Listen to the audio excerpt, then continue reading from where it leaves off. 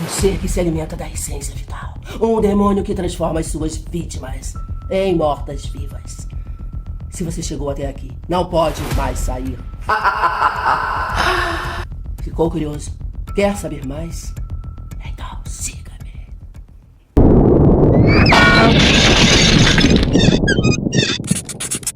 Nós vamos começar hoje a história de Drácula, de Bram Stoker.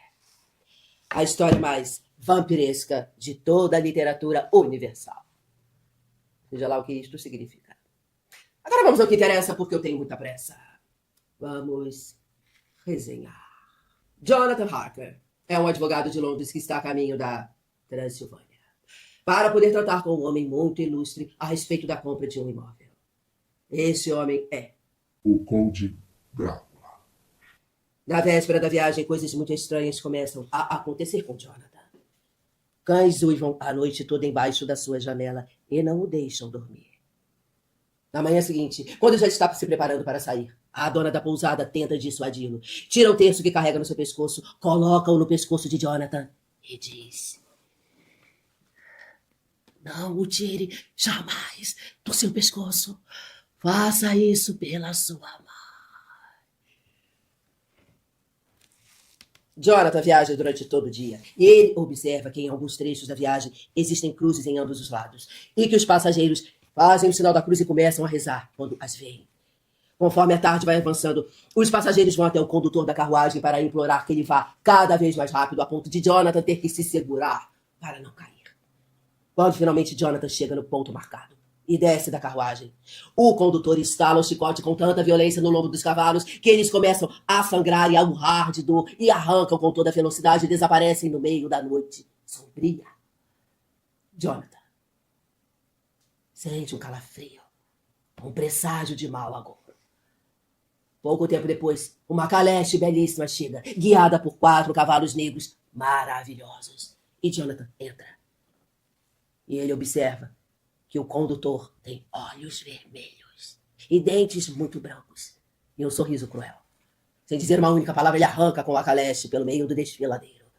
E mais uma vez, muitos uivos de lobos rompem o silêncio da noite e deixam Jonathan cada vez mais angustiado. E o clima é tão pesado que ele observa que os cavalos também estão ficando muito agitados. Finalmente, depois da meia-noite, a caleche entra em um imenso pátio de um castelo em ruínas. E Jonathan é recebido pelo anfitrião, um homem alto, muito pálido, com olhos vermelhos, pelos nas mãos e garras, ao invés de unhas. É um homem muito educado. Ele oferece uma ceia para Jonathan, os dois conversam bastante, e Jonathan vai para os seus aposentos. Uma coisa chama a atenção de Jonathan. Em todo aquele imenso castelo não existe um único espelho. Estranho. Jonathan tira o seu e começa a se barbear. E é então que uma sensação estranha invade Jonathan. Ele tem a sensação de que está sendo vigiado. Pausa. Isso é completamente impossível, Sudinalda. Ninguém, absolutamente ninguém, havia entrado por aquela porta. Eu garanto. Voltando ao olhar de rabo de olho, Jonathan vê o Conde Drácula está ali ao lado dele olhando fixamente. Maldita vaidade humana. Ele pega o espelho e joga ao longe. E no susto, Jonathan enfia gilete no pescoço e começa a sangrar. E então, o Conde Drácula fica completamente transtornado olhando para aquele sangue. Ele avança com as suas garras afiadas com toda a fúria para cima do pescoço de Jonathan e esbarra no crucifixo que ele está carregando no peito. E imediatamente adquire uma expressão séria e avisa: nunca durma fora deste quarto. Isto pode ser muito perigoso.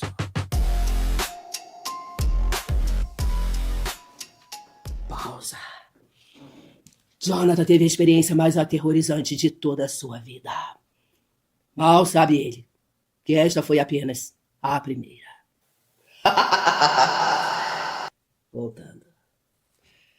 Tudo que Jonathan mais quer é estar nos braços de Mina, sua noiva, que está em Londres. Mas como isto é impossível, ele faz um esforço para tentar dormir. E finalmente, quando ele consegue, é acordado por sussurros. Bocas, línguas libidinosas, carícias. E ao abrir os olhos,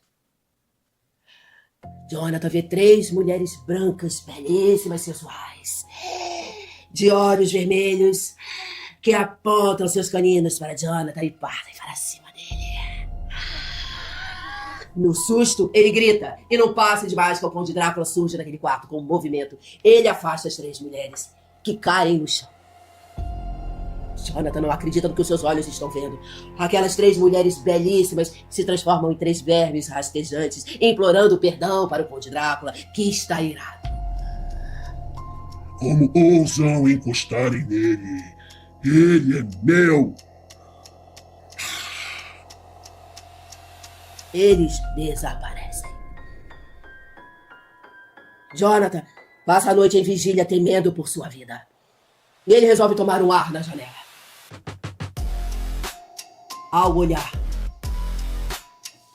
ele observa que o castelo fica em um imenso abismo, que o mar à volta é tenebroso e violento.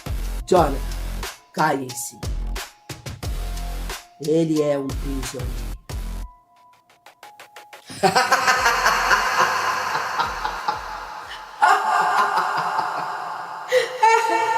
Pausa. Sutinalda, essa história está instigante, eletrizante, apavorante, aterrorizante, vários antes. Mas nada é tão ruim que não possa piorar. Ao olhar para o lado, Jonathan vê sair de um quarto uma criatura. Aterrorizante, meio homem, meio bicho, de cabeça para baixo, com as suas patas andando pela parede, e de repente abre suas asas de morcego e sai voando. A única coisa que Jonathan quer é ver a luz do sol novamente para poder lutar pela sua vida. E quando o dia amanhece, ele pula da sua janela, vai tateando pelo parapeito e entra no tal do quarto da criatura. É um quarto lúgubre, sem luz. Jonathan tateia. E no finalzinho de um longo corredor, ele avista uma luzinha bruxuleante de vela. É uma capela. Existe um caixão sem tampa no meio da capela.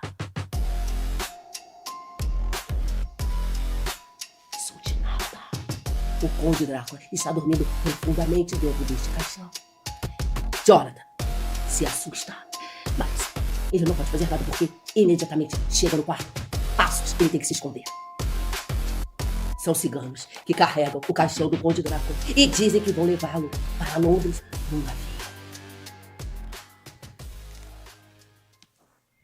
Pausa. Que destino mais trágico de Jonathan? A prisão ou a morte? A prisão com aquelas 3 demônias doidas para devorá-lo. Ou a morte. O que é que vocês acham que ele vai fazer?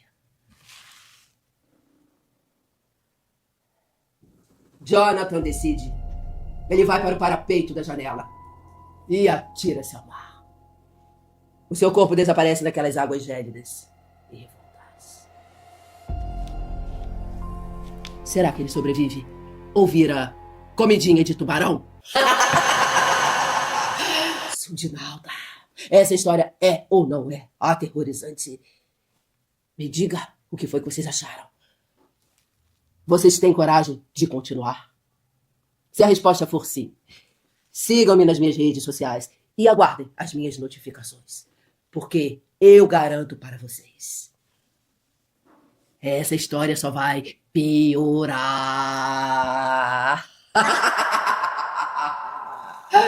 Fui.